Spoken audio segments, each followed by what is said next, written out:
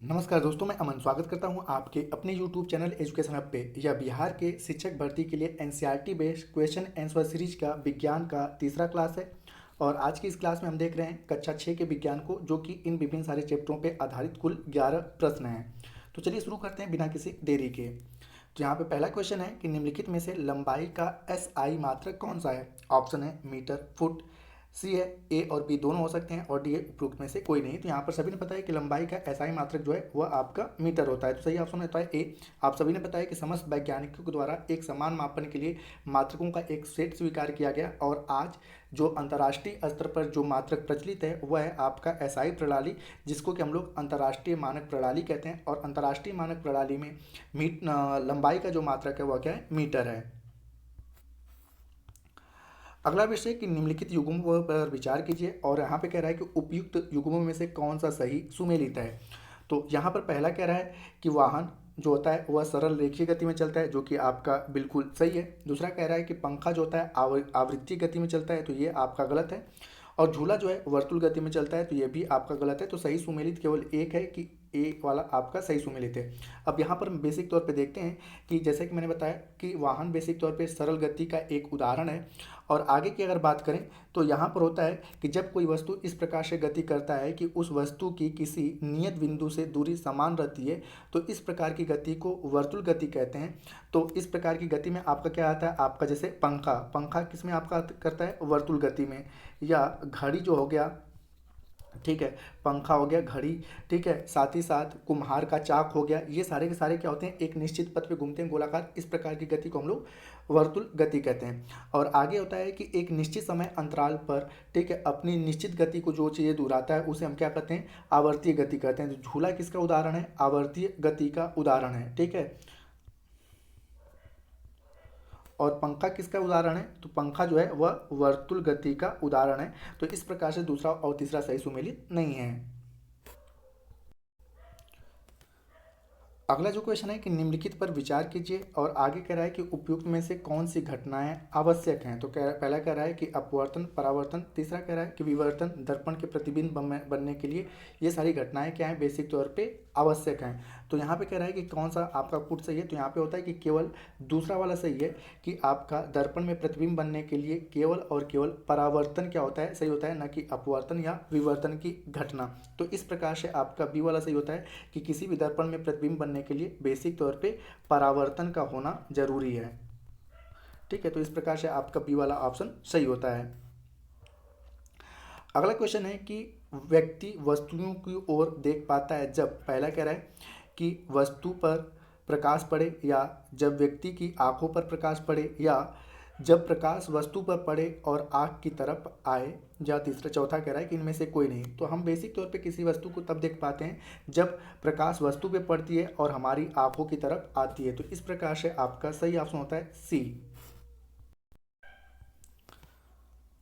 अगला जो क्वेश्चन है कि निम्नलिखित कथनों पर विचार कीजिए, और यहाँ पे दिखाया गया है कि उपयुक्त कथनों में से कौन सा कथन सही है।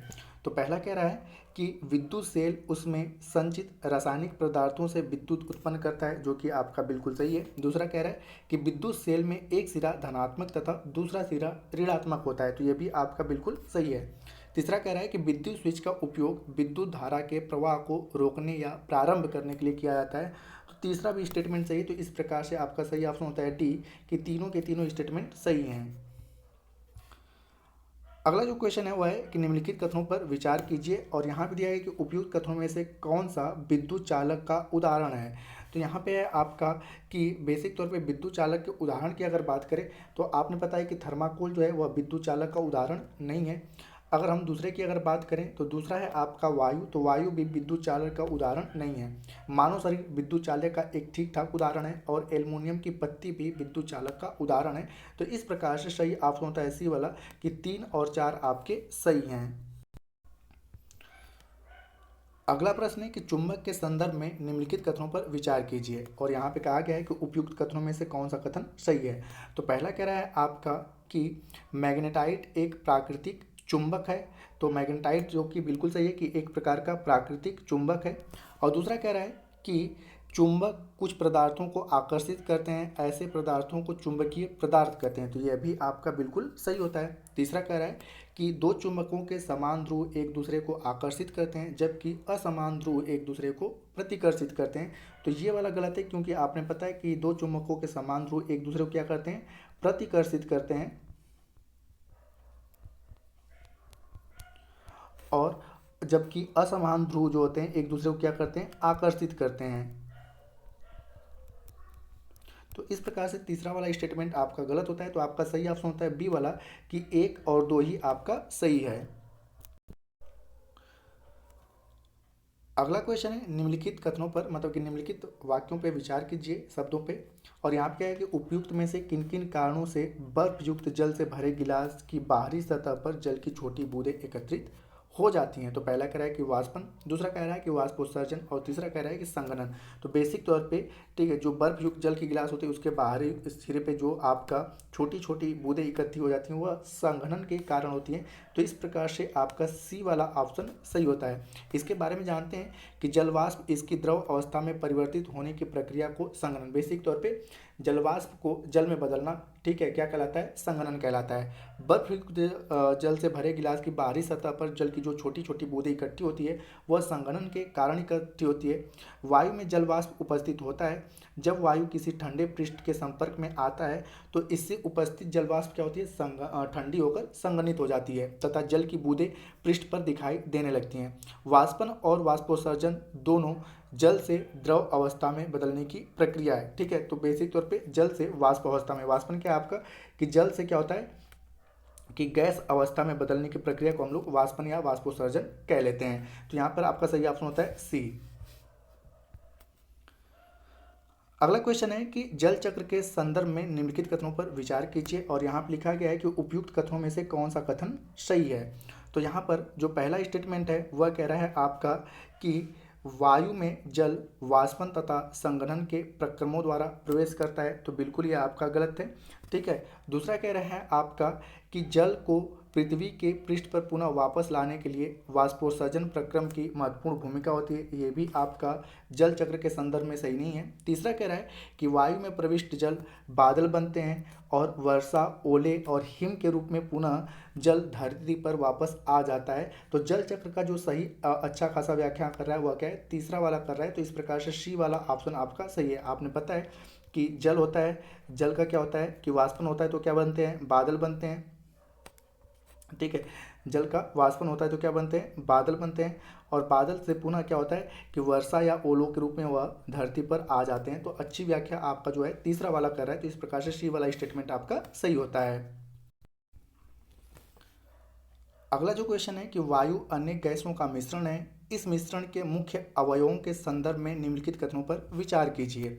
और यहाँ पे कह रहा है कि कौन सा कथन सही है। तो पहला कह रहा है वायु में ऑक्सीजन और नाइट्रोजन मिलकर वायु का 99% भाग बनाते हैं। तो जो कि आपका बिल्कुल सही है, क्योंकि आपने पता है कि नाइट्रोजन की मात्रा 78% है और ऑक्सीजन की मात्रा 21% है। तो इनको मिलाकर लगभग लगभग आपका 99% भाग हो जाता है। तो पहला वाला स्टेटमेंट सही है। दूसरा कह रहा है कि शेष 1% भाग में कार्बन डाइऑक्साइड, कुछ अन्य गैसें और जल वाष्प और धूल कण होते हैं। तो ये भी स्टेटमेंट आपका सही है। तो इस प्रकार से सी वाला ऑप्शन आपका सही होता है कि दोनों के दोनों ऑप्शन आपके सही हैं। तो कक्षा 6 के एनसीईआरटी का जो विज्ञान का है अंतिम क्वेश्चन है कि वर्मी कंपोस्ट अथवा कृमि पोस्टिंग में लाल केंचुओं का प्रयोग होता है। इन लाल केंचुओं के संदर्भ में निम्नलिखित कथनों पर विचार कीजिए।